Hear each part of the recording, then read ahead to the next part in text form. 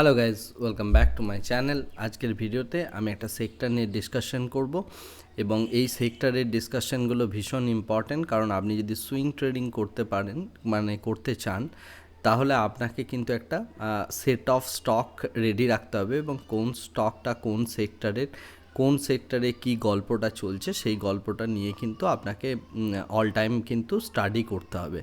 আর এই স্টাডিটা যদি আপনি সঠিকভাবে না করতে পারেন, তাহলে কিন্তু আপনি সুইং ট্রেডিং থেকে আরএস মেথডটা ফলো করলেও আপনি কিন্তু পয়সা বানাতে পারবেন না। তাই সেক্টরের রোটেশনগুলো এবং সেক্টরগুলো কি বলতে চাইছে সেই জিনিসটাকে জানাটা ভীষণ ইম্পর্টেন্ট। যাই হোক, আমি আমার যে ফরম্যাটটাতে সুইং ট্রেডিং আপনাদেরকে যে ফরম্যাটটা দেখিয়েছি, অর্থাৎ আরএস মডেল, সেই ফরম্যাটে আমি বিভিন্ন সেক্টরগুলোকে অ্যানালিসিস করার একটা চেষ্টা করছি এবং এই প্রচেষ্টাটা কন্টিনিউ থাকবে। অর্থাৎ আগামী কয়েকটা দিন যাবত আমি এই জিনিসটা নিয়ে কিন্তু কন্টিনিউয়াসলি প্রত্যেকটা সেক্টর ওয়াইজ ভিডিও বানাতে থাকবো। যাই হোক, আজকে যে সেক্টরটা নিয়ে কথা বলবো সেটা একটা ইম্পর্ট্যান্ট সেক্টর, সেটা হলো টেলিকম সেক্টর। টেলিকম বলতে কিন্তু শুধুমাত্র টেলিফোনের যে কানেক্টিভিটি দেওয়া হয় সেই সেক্টরটার কথা কিন্তু কেবলমাত্র বলা হয় না। তার কারণ হচ্ছে টেলিকম একটা বিশাল বড় বিজনেস। প্রথমে এর বিজনেস অ্যাসপেক্টটা বুঝি। বিজনেস অ্যাসপেক্ট বলতে আমি যে জিনিসটা বোঝাচ্ছি সেটা হচ্ছে টেলিকম কমিউনিকেশন কথার অর্থ হচ্ছে কানেক্টিভিটি, অর্থাৎ যে কোনো রকম ইন্টারনেট লেভেলের যে কানেক্টিভিটিগুলো হয় বা যে কোনো রকমের কমিউনিকেশন রিলেটেড যে কানেক্টিভিটিগুলো হয় সেইটা কিন্তু পড়ে টোটালি টেলিকম সেক্টরের আন্ডারে।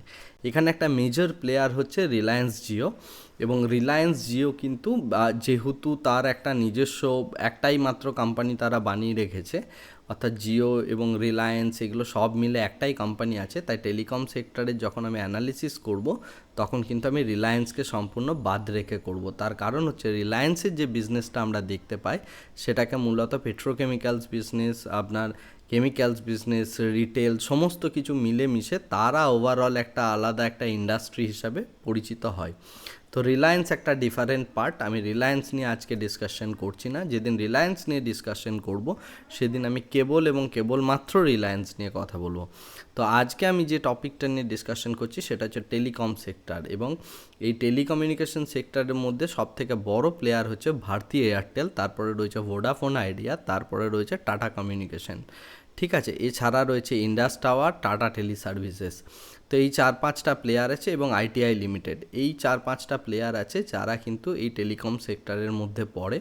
এবং এই সমস্ত সেক্টর এই সমস্ত স্টকগুলোর মধ্যেই আমি একটা বুলিশনেস কিন্তু কিছুদিন আগে থেকে দেখেছি। তো আমার যেটা মনে হচ্ছে এটা টেলিকম সেক্টরের একটা ছোট্ট করে আপনার সেক্টর রোটেশনের একটা ব্যাপার যেটা চলে, সেই জিনিসটা খুব সামান্য পরিমাণে একটা স্মল সুইং হয়তো দেখাবে এবং এটা থেকে একটা ভালো বা সুইং অপরচুনিটিস তৈরি হতে পারে, প্রোভাইডেড আমি যে সিস্টেমটা দিয়েছি সেই সিস্টেমটাকে আপনারা ফলো করার চেষ্টা করুন।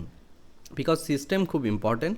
তার মধ্যে আপনি কতটা টাকা আপনার ক্যাপিটালের ডিপ্লয় করছেন সেটা খুব ইম্পর্টেন্ট, এবং তার সাথে সাথে কোথায় আপনি স্টপ লস রাখছেন এবং কিভাবে আপনি কোয়ান্টিটি ম্যানেজমেন্ট করছেন সেটাও খুব ইম্পর্টেন্ট।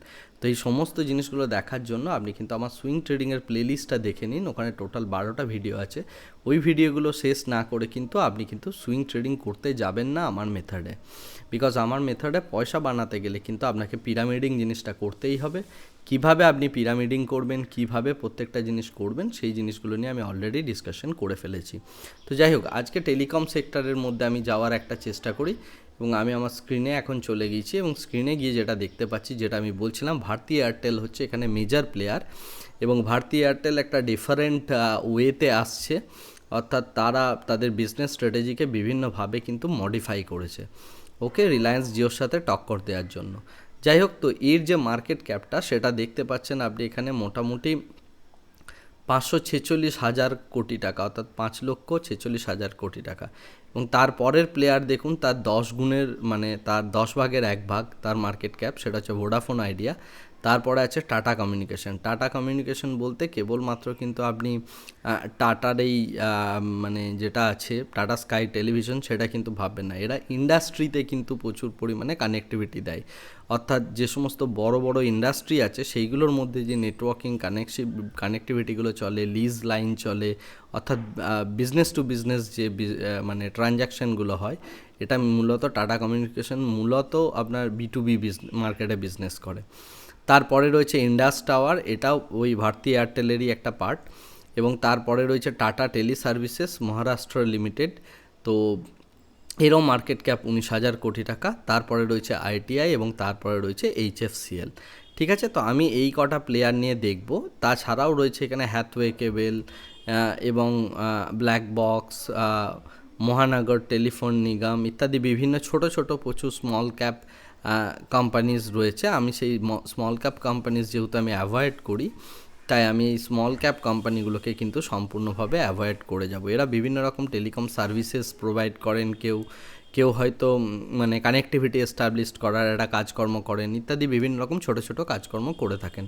তো মূলত আমরা যেহেতু লার্জ প্লেয়ারদের নিয়ে কথা বলছি এবং যখন আপনি সুইং ট্রেডিং করবেন চেষ্টা করবেন লার্জ প্লেয়ারে ইনভেস্ট করতে। তো আমি একটা একটা করে প্রত্যেকটা এই যে টপের দিক থেকে টোটাল এই যে 7টা স্টক রয়েছে, এই 7টা স্টকের কি পজিশন সেটা জানার চেষ্টা করব, তাহলে আপনি কিন্তু সেক্টর রোটেশনের যে পুরো গল্পটার কথা বলছি সেটা আপনি বুঝে যাবেন। তো আমি ফার্স্ট স্টক নিচ্ছি ভারতী এয়ারটেল। ঠিক আছে, আমার ফরম্যাট পুরোপুরি সেম। ভারতী এয়ারটেল লিমিটেড, এটা যদি আমি দেখি, দেখুন এটা কিন্তু সুইং ট্রেডিংয়ের একটা ভালো অপরচুনিটি দিয়েছিল মোটামুটি এরকম একটা রেঞ্জে, এবং এটা হচ্ছে 700-800 টাকার কাছাকাছি একটা রেঞ্জে ও কিন্তু একটা এন্ট্রি অপরচুনিটি এই জায়গায় দিয়েছিল। তারপর থেকে ও কিন্তু স্ট্র্যাটেজি অনুযায়ী কোনো এক্সিট অপরচুনিটি ও নেই, এবং ও যথারীতি কিন্তু এই জায়গাতে রয়েছে, এবং এখন মোটামুটি 910 এরকম একটা জায়গায় ও কিন্তু ট্রেড করছে, হ্যাভিং যে সেড দ্যাট ওর মোমেন্টামও যথারীতি রয়েছে, এবং এটা মানে আমাদের যে বেঞ্চমার্ক ইন্ডেক্স তার থেকে কিন্তু উপরে ট্রেড করছে। তো আমরা ভারতী এয়ারটেলের মধ্যে কিন্তু একটা বুলিশনেস দেখতে পাচ্ছি, রাইট। আমরা নেক্সট সেক্টরের দিকে যাচ্ছি, সেটা হচ্ছে ভোডাফোন আইডিয়া। যদিও এটা একটা স্মল ক্যাপে পরিণত হয়ে গেছে, অর্থাৎ বাট স্টিল এর মার্কেট ক্যাপ যেহেতু অনেকটা বড়, তাই এটাকে কিন্তু আমি মানে অ্যাকচুয়ালি স্মল ক্যাপ হিসাবে গণনা করব না। তো যাই হোক, ভোডাফোন আইডিয়ার কথা যদি আমি ভাবি, সে কিন্তু দেখুন আমার এই মানে স্ট্র্যাটেজি অনুযায়ী এটা পেনি স্টক হলেও সেইখান থেকে দেখুন 7 টাকা থেকে মোটামুটি 11 টাকা অবধি একটা মুভমেন্ট দিয়েছে, এবং একটা মোমেন্টাম আপনি দেখতে পাচ্ছেন। পেনি স্টক হলেও এরকম মোমেন্টাম দেখাচ্ছে, তার একটাই রিজন, তার কারণ হচ্ছে যে এর সেক্টর রোটেশন কিন্তু হচ্ছে। যাই হোক, নেক্সট স্টক হচ্ছে টাটা কমিউনিকেশন লিমিটেড। আমি টাটা কমিউনিকেশনে যাচ্ছি। টাটা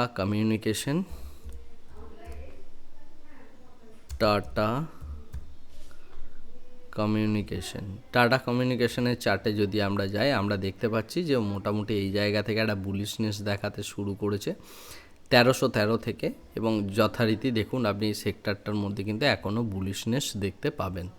ঠিক আছে, তো টাটা কমিউনিকেশন গেল। এরপরে হচ্ছে ইন্ডাস টাওয়ার যদি আমরা দেখি, ইন্ডাস টাওয়ার দেখুন, আমি কিন্তু কোনো সুইং ট্রেডিংয়ের আপনাদের অপরচুনিটি বা কোন জায়গায় আপনি এন্ট্রি নেবেন এক্সিট নেবেন সেগুলো নিয়ে আমি অলরেডি ডিসকাশন করেছি। এখন আমি যে জিনিসটা করছি সেটা হচ্ছে যে সেক্টর ওয়াইজ আমি কিন্তু ডিসকাশনটা করছি, রাইট। তো এখান থেকে আপনি নলেজটা নেওয়ার চেষ্টা করুন, এটা ভাববেন না যে আমি আপনাকে কোনো ট্রেডিং রেকমেন্ডেশন দিচ্ছি।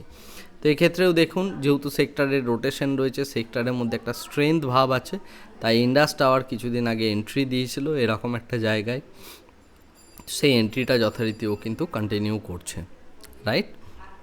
প্রত্যেকটা স্টক দেখুন ওর মধ্যে কীরকম একটা সুন্দর বুলিশনেস আপনি দেখতে পাবেন। এরপরে হচ্ছে টাটা টেলি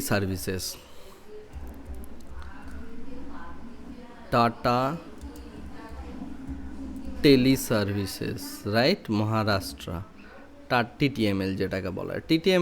টিটিএমএল খুব ভালো স্টক ছিল, একটা সময় এটা বিভৎস একটা র্যালি দিয়েছিল, তারপর থেকে ওর বিজনেসে আবারও মডিফিকেশন করেছে, এবং এই জায়গা থেকে মোটামুটি একটা আপনার ও প্লে আউট হতে শুরু করেছে 64 রেঞ্জ থেকে। দেখুন এখনও ওর মধ্যে কিন্তু একটা বুলিশনেসটা আপনি দেখতে পাচ্ছেন, রাইট।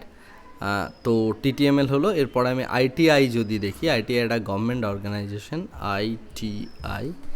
যদি আমি ITI লিমিটেড দেখি, ITI লিমিটেডের মধ্যেও দেখুন আপনি এরকম জায়গা থেকে একটা বুলিশনেস পেতে শুরু করেছেন, রাইট, আমার স্ট্র্যাটেজি অনুযায়ী এই জায়গায় ফার্স্ট টাইম গ্রিন, তারপরে এখানে মোমেন্টাম, সে মোমেন্টাম এই জায়গায় হারিয়ে গিয়েছিল একটা সময়, এরকম জায়গায় মোমেন্টাম হারিয়ে গিয়েছিল, কিন্তু গেলেও তারপরেও কিন্তু বুলিশনেস দেখিয়েছে এবং তারপর থেকে কিন্তু আইটিআই যথেষ্ট ভালো একটা বুলিশনেস কিন্তু দেখাচ্ছে। সুপার ট্রেন্ডের নিচে এর এক্সিট থাকলেও কোথাও কিন্তু এই এক্সিট এখনও দেয়নি, রাইট। তো আইটিআইও কিন্তু যথেষ্ট ভালো বুলিশ স্টেটে রয়েছে। এরপরে আমি যদি দেখি 10,000 কোটি টাকা মার্কেট ক্যাপের ওপরে, সেটা হচ্ছে এইচএফসিএল। তো এখন আমি যাব এইচএফসিএল। আমরা যদি এইচএফসিএল লিমিটেড দেখি, এইচএফসিএল লিমিটেডের মধ্যেও দেখুন আপনি একটা এন্ট্রি এই জায়গায় পেয়েছিলেন। মোমেন্টাম যদিও হারিয়ে গিয়েছে কারণ 60 নিচে আরএসআই নেমে গেছে, কিন্তু স্টিল এ কিন্তু মার্কেটকে এখনও বিট করে রেখেছে এবং এ সুপার ট্রেন্ডের নিচে এখনও ক্লোজ হয়নি। তাই আপনি একটা জিনিস দেখতে পাচ্ছেন, যখন একটা সেক্টর ভালো পজিশনে থাকে তা সব কটা স্টক কীভাবে আপনাকে মানে একটা পজিটিভ জায়গায় রাখে। সুতরাং সুইং ট্রেডিং করার জন্য সেক্টরের যে কত বড় একটা ভূমিকা, সেটা আশা করি আজকে আপনি বুঝতে পারলেন। এবং টেলিকম সেক্টরটা দেখুন, সেই কারণে আমার যে সেক্টর রোটেশনের এই যে ফর্মুলা, সেই ফর্মুলাতে দেখুন ও কিন্তু একদম টপ সেকেন্ড পজিশনে রয়েছে। ফার্স্ট পজিশনে অবশ্যই শিপ বিল্ডিং আছে, সেকেন্ড পজিশনে আপনি দেখতে পাচ্ছেন টেলিকম সেক্টর রয়েছে, রাইট। তাহলে আজকের এই ভিডিওটা থেকে আপনি টেলিকম সেক্টর সম্পর্কে, আপনি টেলিকম সেক্টরের মেজর যে 7টা স্টক আছে সেই 7টা স্টক সম্পর্কে জানতে পারলেন। আরেকটা জিনিস আপনি বুঝতে পারলেন সেক্টর রোটেশন কিভাবে প্লে আউট হয়। অর্থাৎ যখন আপনি দেখবেন যে কোনো একটা স্টক ধীরে ধীরে বাড়তে থাকছে এবং সেই স্টকটাকে আপনি এইটা আইডেন্টিফাই করার চেষ্টা করবেন ওটা কোন সেক্টরে বিলং করছে এবং সেই সেক্টরের মধ্যে আর কোন 2-3টে স্টক রয়েছে যারা ওই স্টকটা সমতুল্য বা ওর মার্কেট ক্যাপের কাছাকাছি। যদি আপনি এরকম কোনো একটা জিনিস পান তাহলে অবশ্যই সেখানে কিন্তু আপনি একটা ইনভেস্টমেন্টের কথা ভাবতে পারেন সেকেন্ড বা থার্ড স্টকটাতে। কারণ ফার্স্ট স্টকটা থাকবে, আমি বারবার বলেছি ফার্স্ট স্টকটাকে আপনি ট্রেড করতে যাবেন না, ফার্স্ট স্টকটাকে আপনি ভেবে নেবেন যে এই স্টকটা কিন্তু আমার কেবলমাত্র জাস্ট একটা, ও আপনাকে একটা র্যালি দেওয়ার একটা প্রচেষ্টা করছে, রাইট। তো ও হচ্ছে লিডিং স্টক, আমার লিডিং স্টককে চায় না, আমার চাই হচ্ছে ফলোয়িং স্টক। আমি ফলোয়িং স্টকের মধ্যে থেকেও কিন্তু ভালো ক্যাপিটাল বানিয়ে নিতে পারি যদি আপনি এই সেক্টর রোটেশনের এই যে ফর্মুলাটা বললাম এই ফর্মুলাটাকে মেনটেন করেন এবং আমার সুইং ট্রেডিংয়ের যে 12টা ভিডিও আছে সেই 12টা ভিডিওকে দেখে প্রত্যেকটা সেক্টর ওয়াইজ যদি আপনি অ্যানালিসিস করেন। আশা করি আজকের এই ভিডিওটা আপনার ভালো লেগেছে। ভালো লেগে থাকলে একটা লাইক করুন এবং আপনার কি মতামত সেটা আমাকে কমেন্ট করে জানান। চ্যানেলটাকে লাইক করুন, শেয়ার করুন এবং সাবস্ক্রাইব করুন। Thank you very much, bye by.